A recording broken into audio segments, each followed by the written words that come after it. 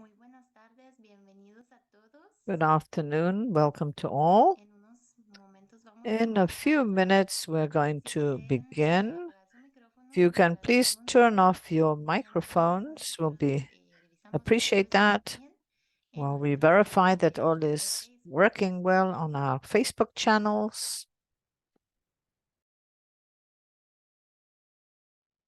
Sí, estamos en vivo. We're live. En Facebook Live, We're bienvenidos. live on Facebook Live. Welcome. Perfecto. Yo creo que podemos empezar, ¿verdad? Estamos todos muy Okay, I think we're fine. We can all begin. excelente. Listo. Great. Ok. Entonces, bienvenido a nuestra serie de Welcome to our seminarios series of seminars. My name is Elisa dedicada a Blanda.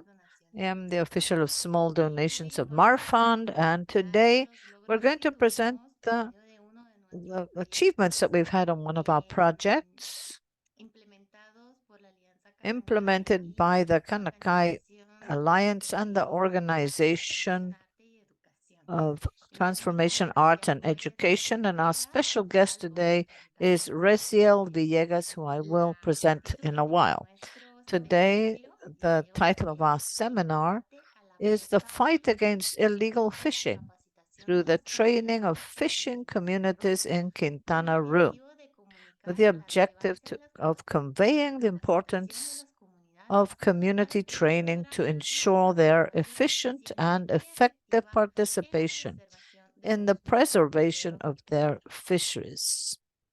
Ujú.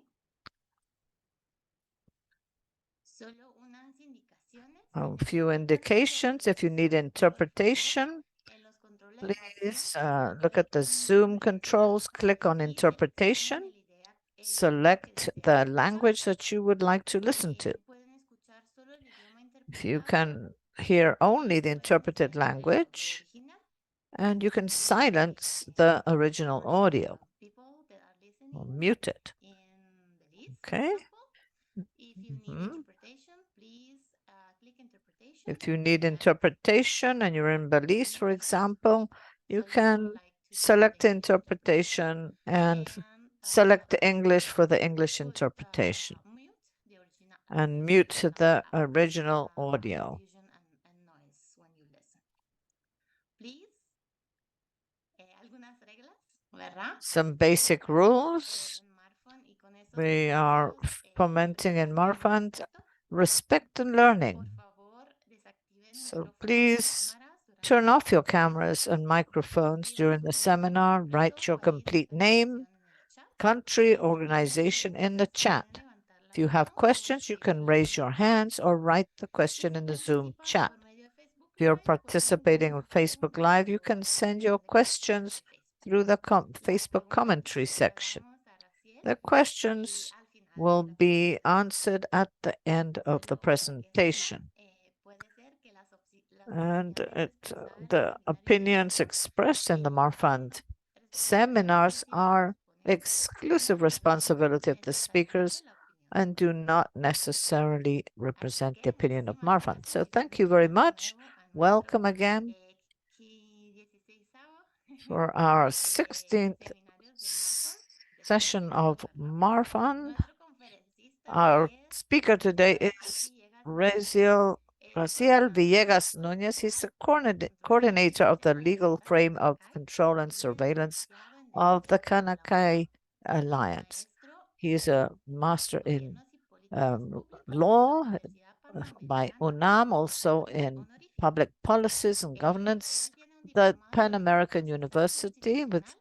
He has a special mention of in constitutional process law. He is studying a doctor in public law. He's studying now. We congratulate him. He has a long trajectory on environmental law. He's a teacher, professor at the UNAM and other institutions, and he's a member of the World League of Environmental Lawyers. He's author and co-author of environmental right books, litigator and assessor for foundations, civil organizations, and federal legislations.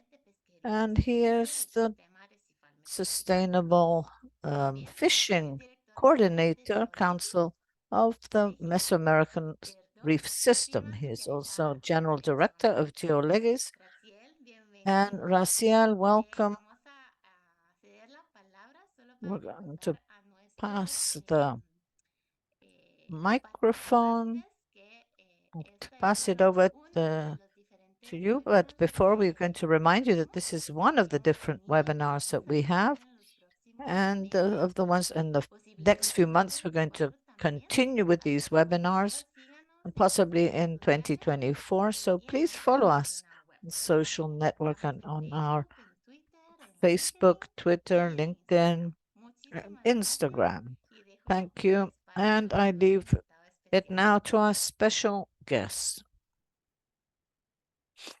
Bienvenido, Graciela. Muchas gracias.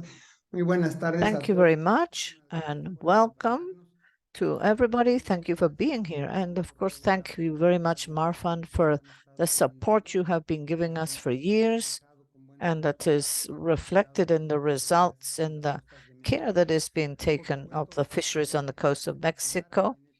And I have had the pleasure to meet Elisa for several years, always very amiable, with a big smile and collaboration. And today we're going to talk about this. And I think that something important that we should know is that it should be clear that we should try to make sure this is not a monologue, because I have been asked to lead this project, but the idea is that you should get to know it a little bit more so you can see how collaborative work and working together in a coordinated manner actually does yield fruit. And the natural resources, and particularly the fishing natural resources, belong to all of us. And if we take care of them together, then it is much more possible that we should be able to continue enjoying them in the future generations.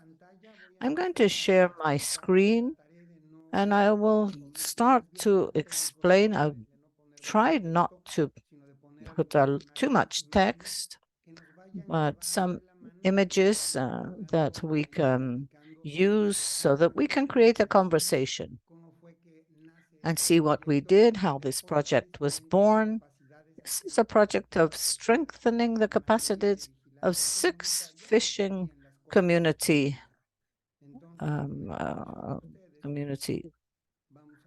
fishing communities, and we're going to share the screen and start now. I'll talk for a couple of seconds to make sure that the screen is being shared. Yes, it's very clear. Thank you. All the problems, all the research, all the investigations, all the work in theory are born through having found out or realized that something is going on, that there's a problem. And with the scientific method, we call this observation. So we started to observe that there were problems in compliance of law, of the norms, and that this was being reflected in a high index of illegal fishing. And this also is reflected in the fact that those who are fishing legally, particularly these 6 cooperatives we're working with in the Kalankay Alliance, are being affected because there is a less availability of the product. When they have to renew permissions or concessions, they're given a quota of maximum fishing allowed. And because the availability, for example, in the case of the pink conch, every time there is less and less because illegal fishing is actually depleting it. So in Mexico, what we have is a fundamental right of access of legal information. We have been following this up over the years on the coast of Quintana Roo with Conapesca. And we see that there's a follow-up from 2011 to 2021. And I'm not going to look into it too much, but just the first 2 lines. The first question was how many inspection minutes were actually presented during those years. And we can see that in 2011, there were only 7, and in 2014, there were only 3. Because this is alarming, because if in 1 year the authority only made 3 inspection visits, then something is not working. So then if we look at the second line, if we see there are how many inspection minutes were actually recorded, we see the 0. If we see 2011, 0 up to 2015, where there was 1 inspection, and in 2020, there were 13 sanctioning resolutions. This is when this program was implemented. So the others talk about how many were actually gone to court and how many complaints there were, how many were condemned, and if so these numbers we can see are actually 0. So it is worth seeing that these first ones that were actually taken to court in 2021, there was 1, but none of them actually, CONAPESA did not win any of these judgments. So we can see that the only one that was actually taken to court was CONAPESCA, but there were no penal results. So in Mexico, there is a figure in which any person can actually take a complaint to the court if they observe harming conduct, whether it is against the natural resources or fishing resources. If it is against the law, it is very simple. What we do is that if a cooperative has a concession, for example, and they are working in a certain area, fishing area, if other people come to fish there, they do not have the right to fish there because they do not have the concession because it was already given to this cooperative. So they would be breaking the law because they are fishing without permissions or without concession. So when these complaints reach the authorities, they have to attend them. But if we see historically in 2011, there were no complaints on behalf of the population.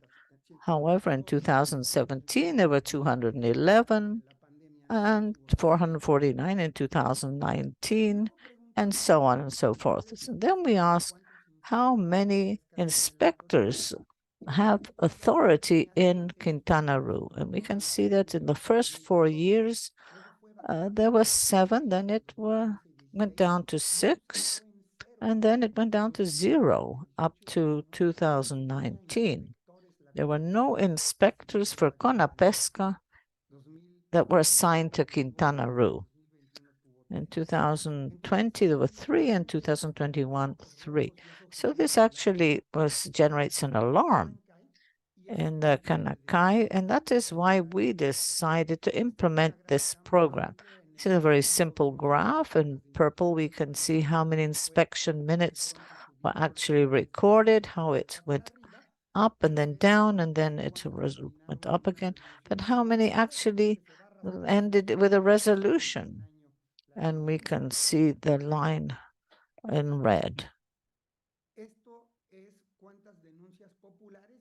This is how many popular complaints that we've had.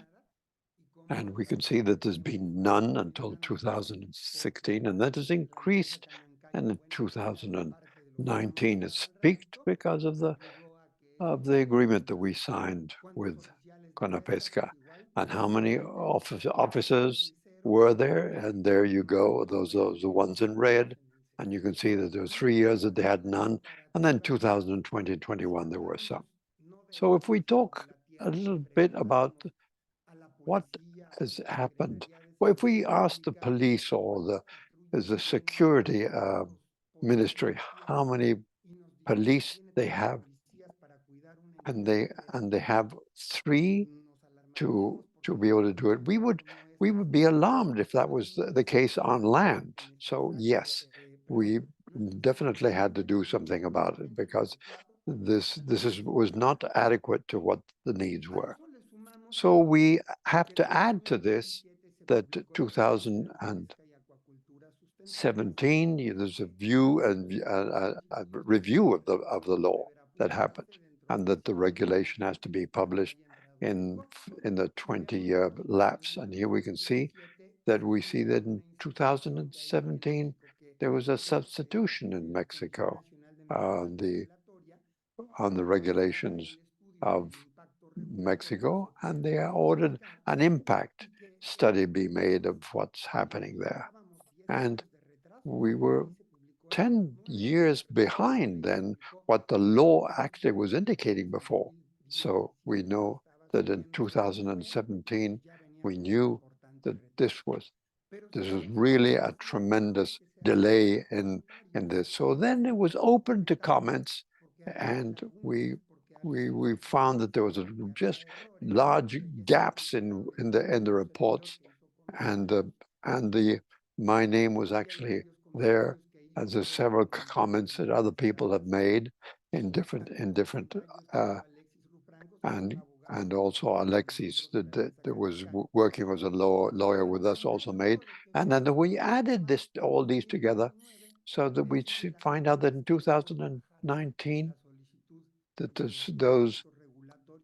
those regulatory impacts were so now we know that 15 years later we have now finally got a regulation for this, a norm to be able to do it. Now we know that this has to be done through some of the precepts that are held in the law as well, to see how we can understand and how this should be implemented. For example, we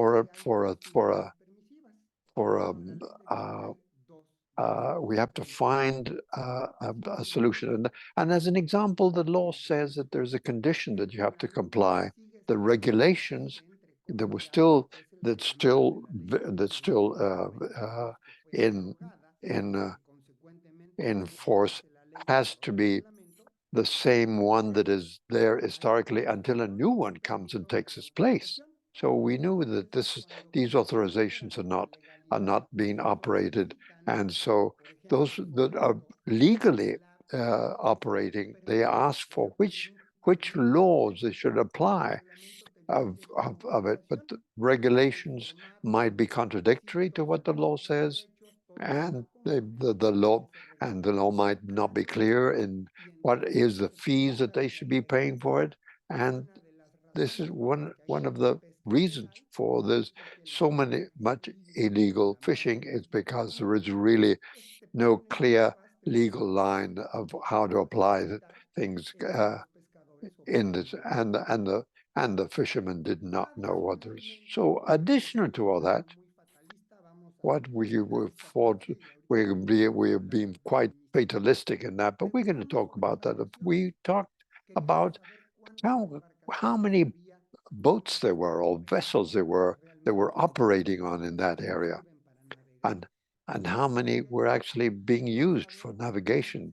And I want to feel how many Conapesca have, and how many of those launches or vessels that Conapesca has that actually work, or how many cannot be put out to sea.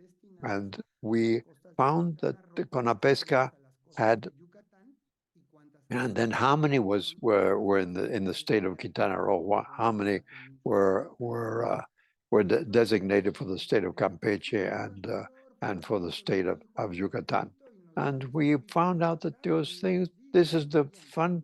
Out of 172, we found out that there was sometimes one vessel that was operation. So of those 172 vessels for the entire country, only an operation is only 62 are in operation of those 172. So that's for the entire coast of Mexico, would you believe? So in Quintana Roo, they have 7 vessels. In Campeche, 1 vessel, and in the state of Yucatan, they have 5 vessels or boats.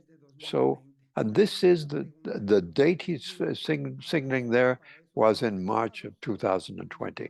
Now we asking how many vessels, how many boats do we have as assigned to Pesca and Yucatan, and of the assigned vessels, how many are functional, operational, is to say operational, and we find that they have 3 in, and all of them are out of service. So we asked the same thing of in Campeche. They have 2 assigned to them, and both of them are not functioning properly. The same question was asked now for Quintana Roo, and they said that they had assigned 2 vessels, and both of them are also out of service. So we find that the fact that we cannot load ourselves or support them with civil society's support. We're going to find out how we're going to support our fishing resources and to identify where the problems are really there. So to operate on this, we had to come up with a follow-up program to be able to find out how to do it. And that's how Marfan came in to help us be able to go ahead with this, try to find a solution to this problem. And we started working with the fishing cooperatives. Fortunately, we also got guidance from Marfan. So what are the parameters that you have to be able to look at when you're dealing with these corporations? So the first photographs that we see here, how they were asked about the fisheries to be able to find out what information they could share with us. So what we actually do is to be able to step different processes. We could try to find out how we could practically be able to find out what was happening in this area. Therefore, they told us that they asked us what were their fundamental rights to so what can they do, and how far can they go, where can they fish, and what kind of behavior could they find to be in problems. So what can they do if the national officials are not helping them or telling them what the information? What is the difference between an administrative fault and something that is criminal? So we started to work into that and really work with them on finding out that they know that some cooperatives have actually got a commission for invigilating, for supervising, for looking at, and that helps them to be able to find out how the minimum amount of people that we need, and what is the role or the actors needed to be able to function within basic rules and laws. And we know that there's always somebody on land that always knew what was happening, and find out how we can communicate through radio to different areas and be able to find out how the cooperative was really working and how we could access this information. And that one of the solutions was to have a radio on land that they could communicate with. So when we know that somebody is not allowed to fish in some of the refuges that they had, or the areas that they had exclusivity with, they would be able to denounce it, because if they would bravely and in a very loud way come close to those fishermen that were not doing it, they would have, they could, some things could happen. And they were usually the results were not very positive. So some of them were feeling that they were being they were being discriminated against, and they might become violent in their behavior of defending what they felt their right was. So we wanted to make sure that we didn't have that sort of violent behavior from these people. So the way to be able to approach these illegal is the fact that you actually need patrols to be able to do so. Many times the fishermen were complaining that they couldn't, because the officials don't pay attention to them, to the persons that are fishing legally. So the officials are really not working, doing what they should do. So if we don't give them the right information, then the officials don't know what to do. So we decided then that what you have to do then is come up with a circumstance of what, so that the officers don't have the excuse of being able to say that's none. So you have to tell them what the circumstances was exactly and how the regulations or the laws were being broken. Therefore, through some formats that we put together, which we played, and you can see them there, that they're looking at them in one of the pictures, we can actually see that this is how they can actually fill out and make an official report of what would happen. If you see in the lower left-hand corner, here we are already teaching them how they can be able to use the mobile application that we put together, that we'll talk about more. And we also another in the middle lower part, we also had some training that we were able to do for them. So we had courses to the fishermen to be able to prepare them for what they would do. And now we'd actually we able to put them in their telephones the questions that we wanted to ask them, and they were able to have an exam, and we could tell them what was right and what's in the upper right hand corner. We can see that the third level that we were training them in, where we actually started to put it into practice, as we actually have patrols, and we have a boat, and we have some fishermen that have a role for illegal fishermen, and we actually put together a drama, if you would, of how should do things, and how the people that are doing this illegal, people don't know that they're going to be given sanctions by the people that are fishing legally. So that's how they did it. They don't show their faces, they cover the product. You can't tell what they're fishing, that we don't know what fishing methods they're using. And this is very valuable, because this is where we start, so that those who are being trained, the fisherman feels the adrenaline of being in a situation that are very similar to reality. And so they become nervous, and then somebody was not able to take the photos, and so even though they wanted to have the information, they didn't have the backup, which is as simple as taking a photograph of the plate, the license plate of the boat, and if because they were moving so fast, and it would be much easier maybe to just write it with pen and paper, and the number of the boat, and even it might be quite difficult to describe what each person on the vessel was looked like when they're moving fast in the water.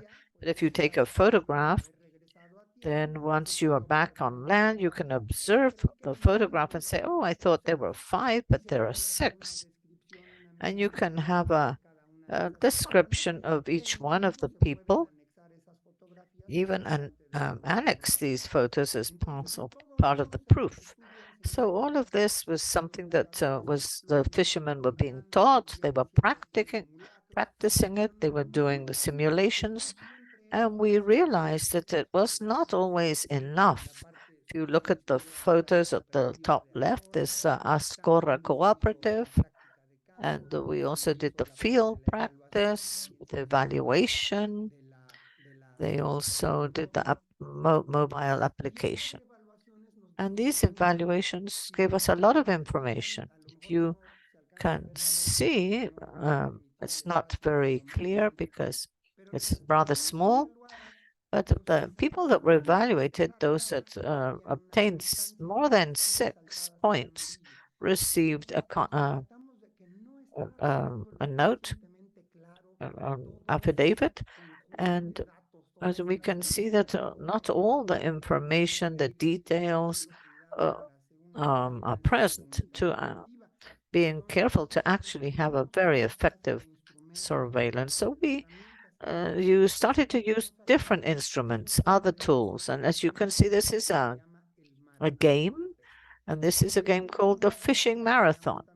We designed this with the Kanakai Alliance, and if you have played a marathon as a board game, will understand it very well. There's a board, there are spaces on the board, and here there are, you can see here how we made a giant method, and we can see here are the vessels. The vessels are on the board and they had names. There's a dice with the 6 categories of questions and the number of how many spaces you can move if you answer the question correctly. So you throw the dice. And for example, if number 1 is the Kanakai Alliance, the second is refuge areas, number 3 is fundamental rights, number 4 is community surveillance, 5 is general knowledge, 6 I don't remember at this moment. So you throw the dice and the question appears and the number of spaces you can move. There are some cards in a packet, and each one have the 6 different questions depending on the topic. And on the other side are the correct answers. So using this game, this learning game, which is actually a fun way of learning, you are learning because if you want to learn, if you want to win, you have to answer correctly. And it actually was very popular. It was successful. There were a lot of games that were created, if you can see, and we gave them out. And we also played the game with the giant version so everybody could play at the same time.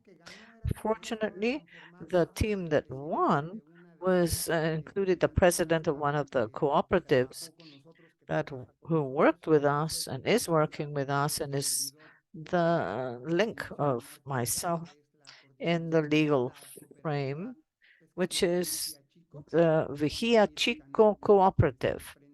And he is standing at, you can see him there. This person has done a sensational job.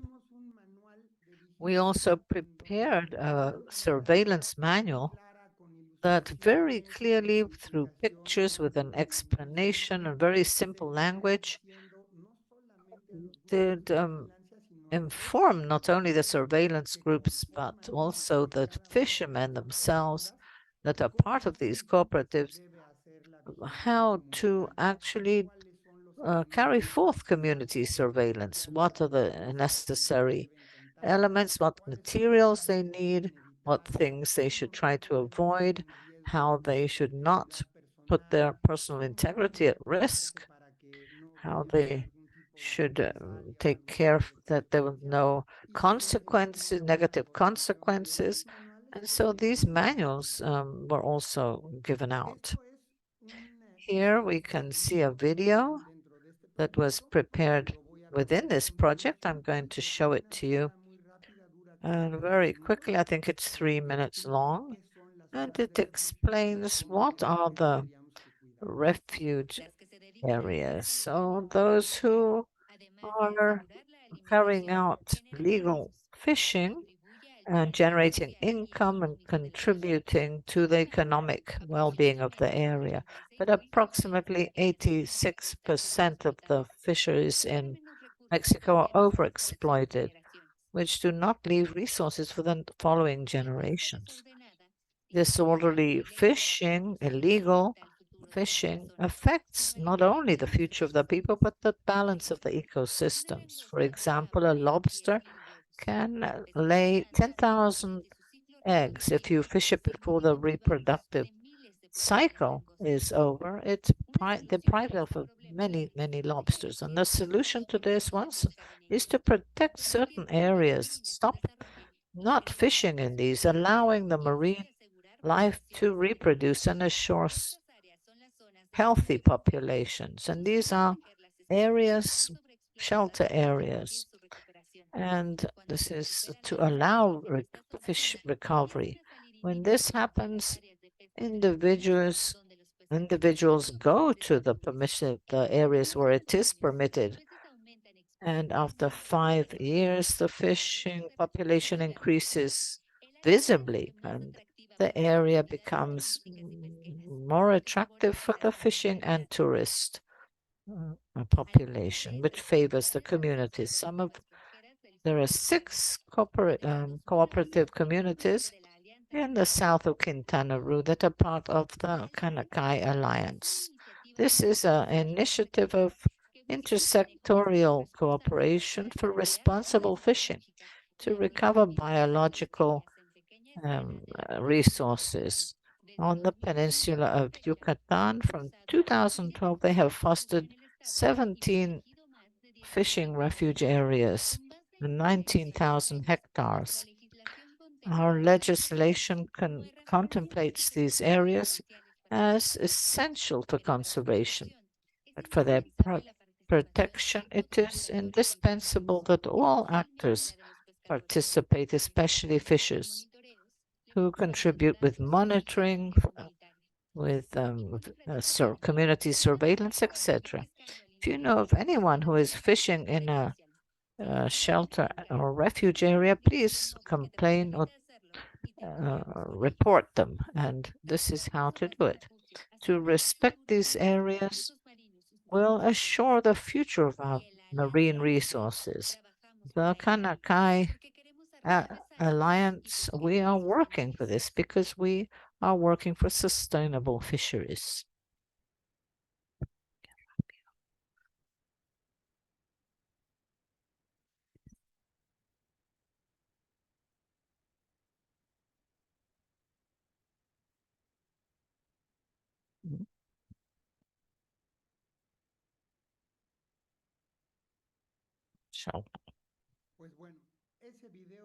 So this video explains very clearly what refuge or shelter areas and how and why we are trying to protect them. Here we have a meeting with the Secretariat of the Marine and other authorities. Part of the work that took place in this project needed to escalate a little bit more than just community surveillance, particularly in Banco Chinchorro, where there are 3 cooperatives, members of the Kanankai Alliance, who were part of the 6 cooperatives with whom we were working. But the problem, as we commented before, was quite a serious problem where what the law calls organized crime. There was a group of people who meet or get together with the purpose of committing crimes. They do it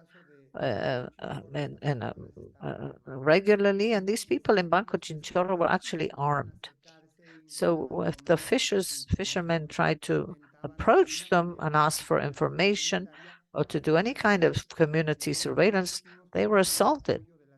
And so we went to the Marine Secretariat, and I must say that they have actually engaged themselves very actively, and they have supported both the fishers and the Kanankai Alliance in a very intelligent manner, because they would say it wasn't the fact of actually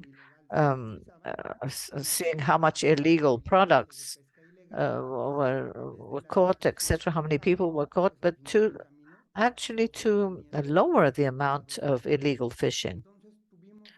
And so we had this meeting, and you can observe in these photos not only members of the Secretariat of the Navy, but also there were people from CONAM, from the Kanankai Alliance, who also participated, the fishermen themselves, Eric, who is the president of the Lobster of the Caribbean fishery, and on the other side of the presidents of the Banco Chinchorro and Andres Quintana Roo, and also people from Sedena, Capitanía de Puertos.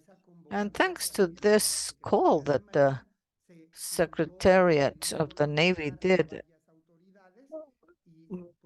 the officials from different areas actually got together, and it became much more efficient. The absent member was the Conapesca, who Conapesca unfortunately was not there that time. At the end of the day, the results were sent to Marfund, and we can see that we trained 94 people. Several of them actually received several training sessions. We prepared an application, a mobile application that's called a fishing complaint. And instead of writing on a piece of paper with a pen, you can just mark the different options on your application step by step, and these appear on the application one after the other, and it generates automatically an illegal fishing report. And it's one of the advantages that you don't have to be writing. You don't need internet. You can fill this out. It saves, the application saves the information, and when the telephone is at a place where you have signal or internet, it automatically sends this information to a server that we have in the Kanankai Alliance. All this information accumulates there, and the complaints are generated.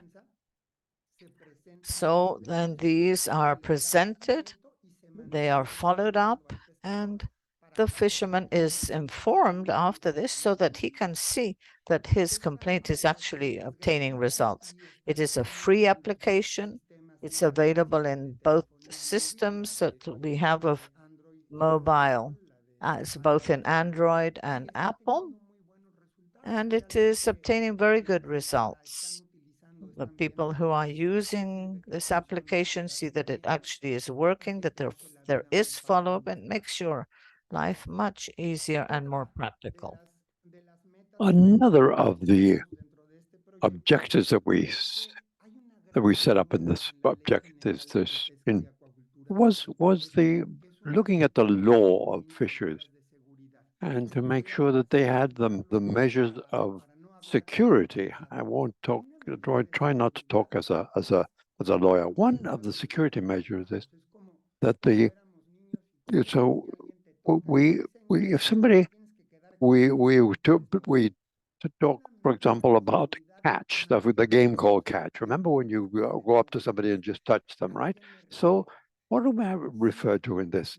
If within a procedure that you see somebody is fishing and that person is not got the permit or concession, that we cannot know if they're legal or illegal, so we can assure their product temporarily or their fishing vessel until the process is then would be, and if they were legal, then they would return the things. Or if a restaurant is selling something that is not allowed because of the season, the not allowance, that they do not what.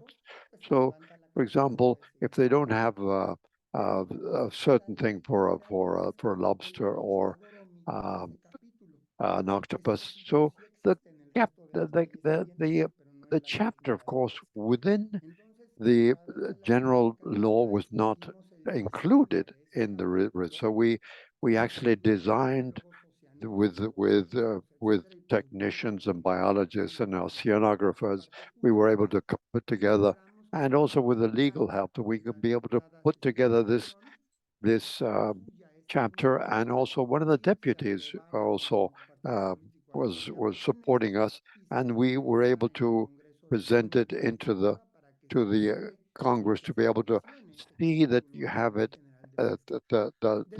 It was added to the general fishing law. Unfortunately, the political situation of this administration, I'm not going to talk badly about anybody. That's not my point of view is not to politicize, but there's so many things that come to light every day. So maybe the most urgent have um, priority over what is really more important. So, for example, when you have a Category 5 storm in Acapulco, that type of urgency that they have, an initiative like we have that is so important for the fishing is not going to go forward because there's other things that are happening that are more urgent, not more important, but more urgent. So we want to see how we can actually put together these things. So therefore, the activity that the fishermen do is a legal activity. It's based upon the law, and it's sustainable, and they need training, they need help, they need seminars, they made more meetings, they need more um, games. They need more training, more technical assistance, more courses. So we generated new uh, uh, safeguarding measures, and sometimes we actually had some of the patrols actually done by only by women. So we'd had so we did the seminar actually was able to take away 400 kilograms of the pink conch in Quintana Roo, and they might not have a number of products that they've been able to take away. But you might notice, but you already feel that the illegal fisheries is diminished in this. So with this, this is the end of it. Thank you very much, and I'm open to any questions you might have. Elisa said, thank you very much, Raciel. It was a great pleasure to have you with us and to share with you and with all of us the fundamental support that we actually find to try to look for solutions, and the community participation is so important with the fishers. So yes, that is, there's many questions, and we're going to start with these questions so that the time will be, because we know that this is very interesting. We have a question on Facebook. It says, why, why not have the refuge areas and not protected areas is one of the questions. Thank you very much. There are different types. One has different protections, shelter from a protected area. The general law of the environment that regulates in complete areas in protected areas, and they have one conservation to be able to feed it because it was already effective, and we have to recover it.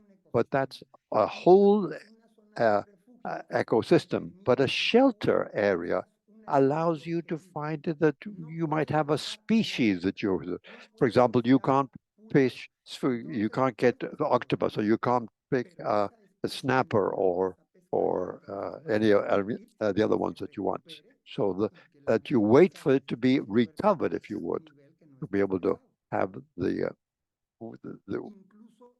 including you also, some of our areas of shelter are within natural productive areas because they're not fighting each other, but they complement each other. And it's much more complex, Elisa says, and an area that's so large and have the right of fishing and be able to manage things sustainably by not allowing an area entirely. So those niches of protection is very important. So thank you. Alberto Sota asked us, what type of dissuading actions can we do? We must do in deterrent of the activities of the abusive or illegal fishermen. At the beginning, what she says, when we don't have an authority, those fishermen that are, and who are you is the first reaction that they might have to these people that are on the patrol. So when would they see that we have that if con la pesca or in is not, and we all we can force them to be able to do so, say through the prosecutor or whatever. So we have the whole series of markets. And so when they were selling, for example, they were selling something in an area that it was not allowed. For example, when they were doing it for this, so we know that those fishermen.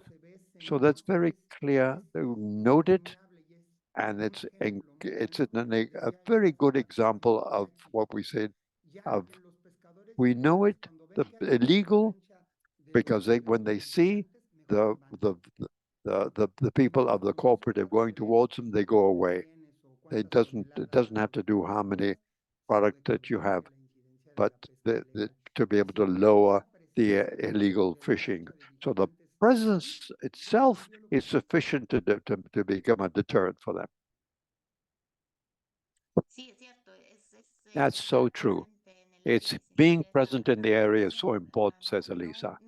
Not look for the conflict and not enter the conflicts. And also, how many, how much was the illegal fishermen lowered, and how much it is very difficult to make a count for. So how is it?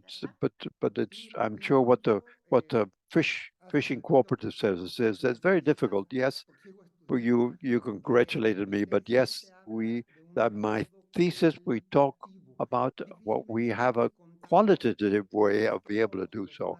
Not every Tuesday at 10 o'clock there's going to be somebody there to be able to supervise this. So we know you can feel it in the community because they're less they're they don't feel that bad. So thank you, says Elisa. And that question from Mara says is important. How can we consult on the what you is there a publication that we can access, or a net Mara has asked for from Mexico? Yes, Mara, thank you for the question, says Raiz. And this is the Kanakai Alliance. So everybody that's a member of the Alliance has free access to this information and all the bibliography and all the information that we have on it. Yes. Elisa says, Carla shared with us on the chat what the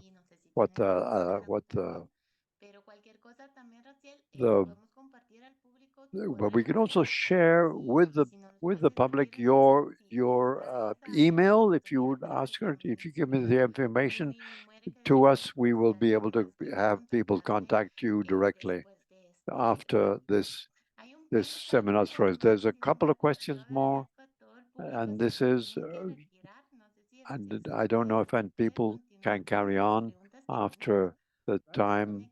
Can you continue with us? He says, excellent. So we're going to share on the chat survey. They can help us be able to see. In a few moments, we'll be able to share with you this survey. So we're going to continue with the questions now. Olga said something. Olga Centeno says, our colleagues, is there a type of methodology or steps that must be complied in the legal frame to define the shelter of fish? As an example, the participation of the community in the process. Do you have to provide sustainability in the long process? What do you recommend the sustainability on the long term of these projects? And he says, yes, part of the problems that we talk about is the absence of the regulations. So if we go with what the law says, that's an instrument, for example, for the protected areas, but the law does not say so.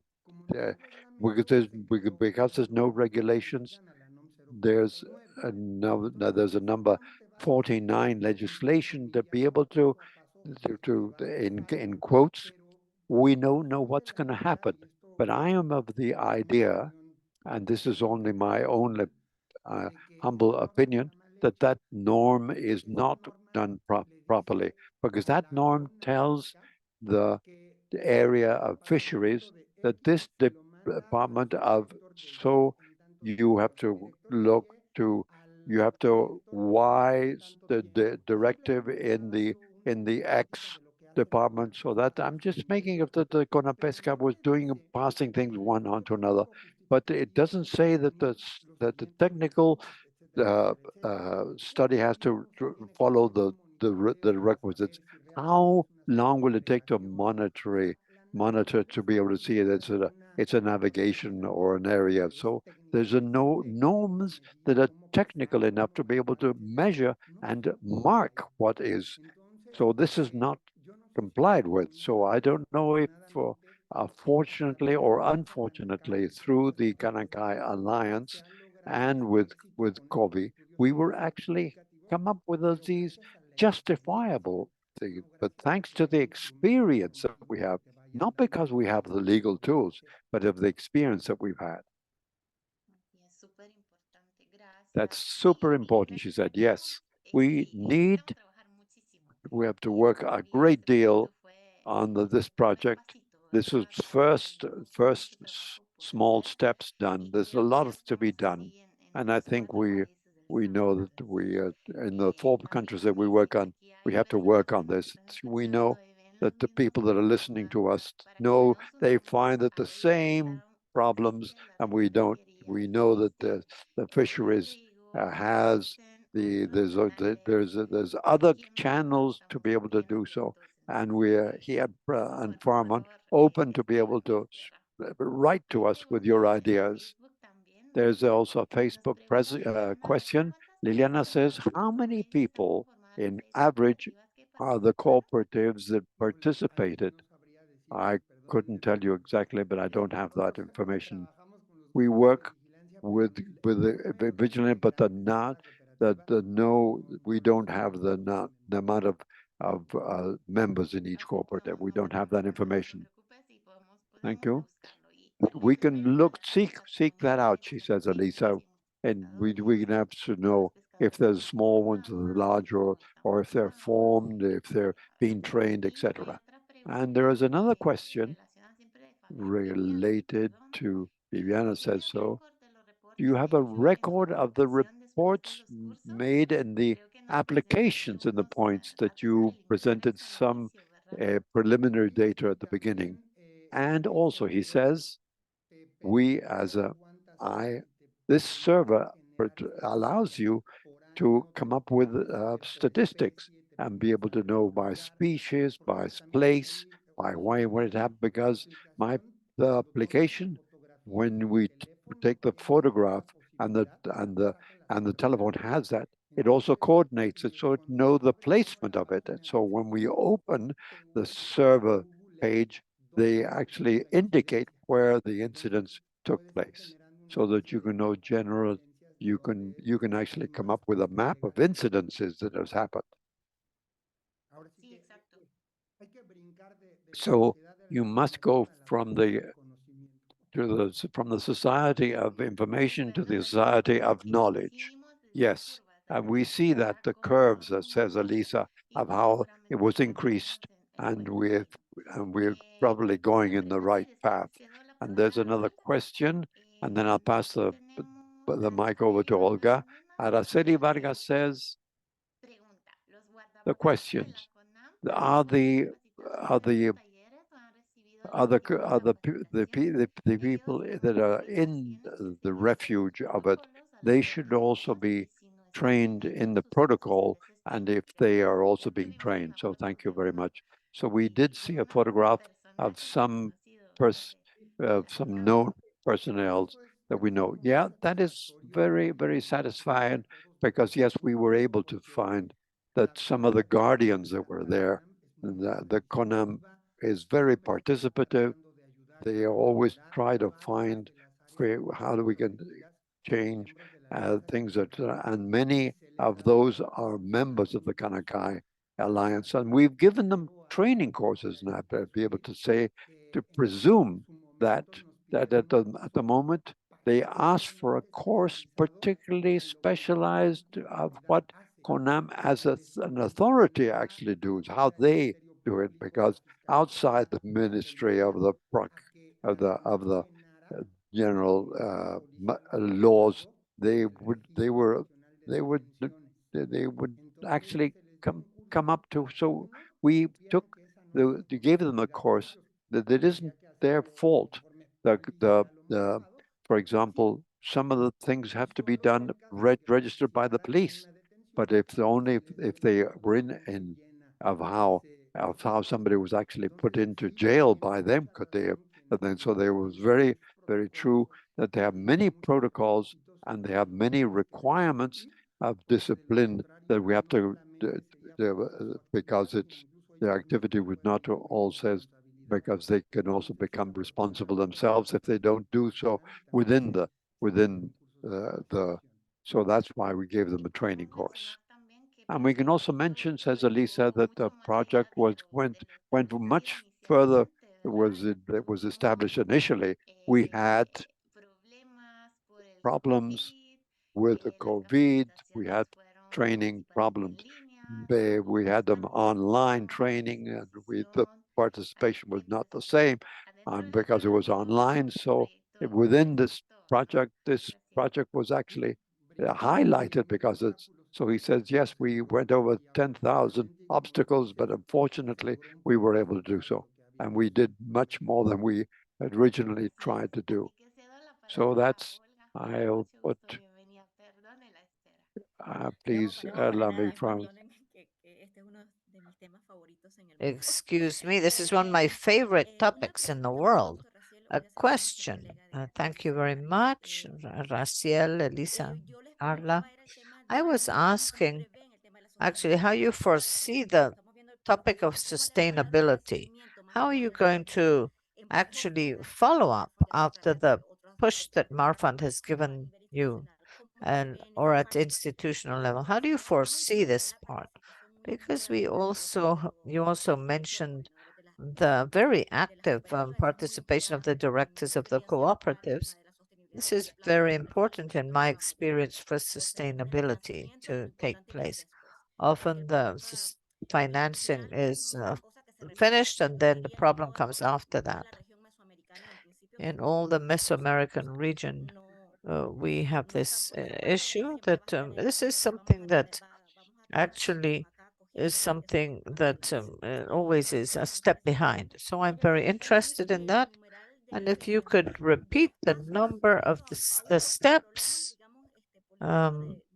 even with the political problems,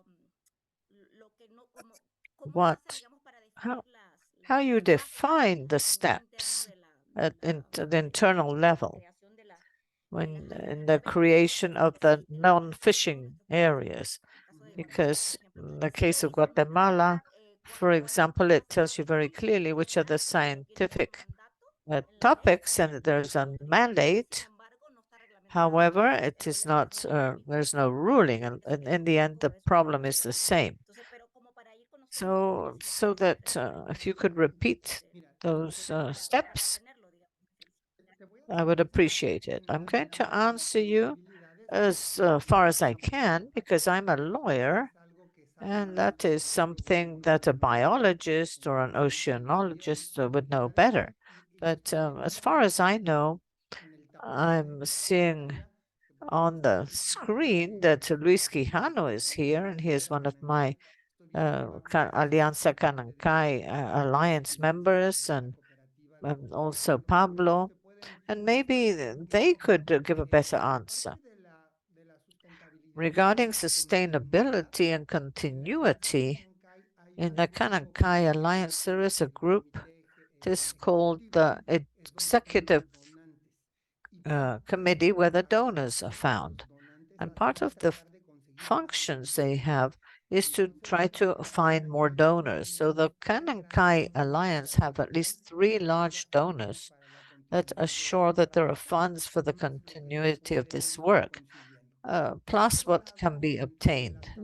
As also, with the training sessions that are given within the alliance that I cannot talk to you about because it's not my expertise, part of it is monitoring. So the members of the cooperative themselves generate a baseline to see how their biomass is, and yearly there is a monitoring, a series of science that is behind this using certain methods, and that they also apply, and they this way they see how that area is recovering. But I insist that I do not have the necessary knowledge to give you this information. And of course, the groups are receiving permanent training because if, as we know, things are forgotten, it's like learning an instrument or a sport. It doesn't mean that if you practice today that you don't have to continue practicing. So I don't know if Pablo would like to add anything, or Luis maybe. Yes, we open the space and we will, we can listen to the public. Anyone who would like to participate. Hello? I'm a technician of, field technician of Canancay. I'm a marine biologist, and yes, in Canancay we use a tool which are the fishing refuge areas. Regarding this tool, in synthesis, what it does, it provides certain areas where we're not going to fish using certain modalities. And what this causes is that there is a biological increase of biomass and productivity of abundance of certain species, the species that we are taking care of in that area. And this will increase what Olga is mentioning, the sustainability. So we're taking care of the recourse so that it will improve. Logically, it is important that these areas need a lot of care, and a lot of this, the community surveillance is in charge of. And this is what is important, to follow the norms. I don't know if I actually answered your question a little bit. Thank you very much. Yes, I'm taking notes because there are very interesting things so that we can work as a region, because I think there are many things that bring us together and many things that we share, both good and not so good. But thank you very much. Thank you.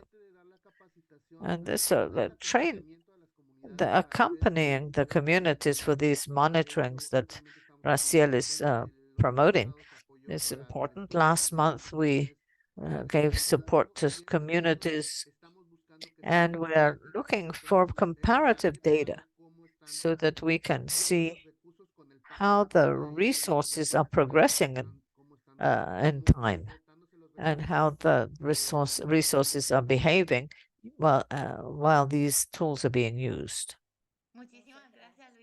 Thank you very much, Luis. Thank you, Olga. I think we could talk for hours and hours on this subject, and we would love to open another space to see how these areas are actually functioning, how the management is taking place, all the work behind it, the scenes with the people. And maybe we could consider in 2024 with the Alliance, and Raciel could share again a little bit more on this subject, not only about the projects, but the process behind them, which is very complex and difficult in some cases. Often we say, I just can't do more, but it really is necessary. There are many people that are following us here that have not left us, have not abandoned us, because it is such a necessary subject. Thank you very much. And if there are no more questions, I think we could thank the participants again. Our speaker, our star speaker of this afternoon. And if you could fill out the survey, please. We asked you so we can improve these seminars online that we are preparing and our work.